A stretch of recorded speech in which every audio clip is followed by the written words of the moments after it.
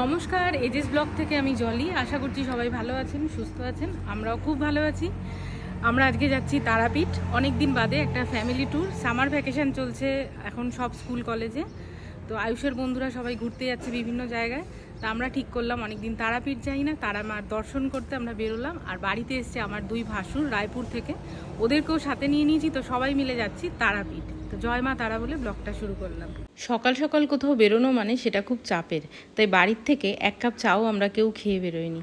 রাস্তায় দাঁড়িয়ে তাই আমরা চা থেকে শুরু করে টোটাল ব্রেকফাস্টটাই করে ফেললাম। আর ব্রেকফাস্টটা একটু ভারী করেই করলাম, তার কারণ সামনে যাতে আর আমাদের কোথাও দাঁড়াতে না হয়, যাতে দাঁড়িয়ে সময়টা নষ্ট না হয়। তবে ব্রেকফাস্টটা কিন্তু দারুণ হয়েছিল। আমরা এখন শিমুরালি পেট্রোল পাম্পে দাঁড়ালাম, একটু ব্রেকফাস্ট করে নিলাম। এখানকার খাবার দাবার বেশ ভালো। আগে কোথায় কি পাবো না পাবো এই কারণে এখন ব্রেকফাস্টটা করে নিয়ে আমরা চলা শুরু করলাম। এবার ব্রেকফাস্ট করে আমাদের জার্নি এবার স্টার্ট হবে। সবার খাওয়া দাওয়া কমপ্লিট, এবার আমরা চলবো।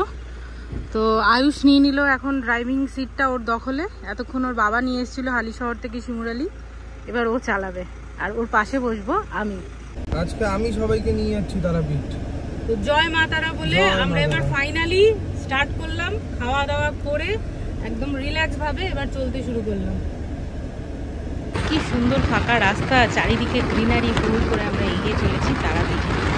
তারপর অবশেষে আমরা এসে পৌঁছে গেলাম রামপুরহাট।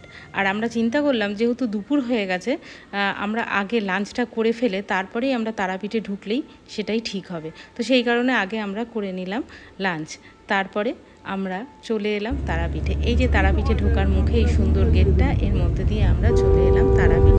এখন বাজে দুপুর 2:30, আমরা তারাপীঠে চলে এসেছি। আর এই গাড়িতে জাস্ট বসে আছি, হোটেলে গিয়ে কথা বলছে কোন হোটেলে থাকবো। প্রত্যেকবার যেরকম থাকি বাজারের মধ্যে মন্দিরের কাছে, সেরকম জায়গাতেই এসছি যাতে গাড়িটাও রাখা যায় আর খুব কাছে যাতে মন্দিরটা হয়, সেই জন্যই আমরা এই বাজারের মধ্যে থাকি। সকালবেলা 8:30টায় বেরিয়েছি আর এখন হলো 2:30।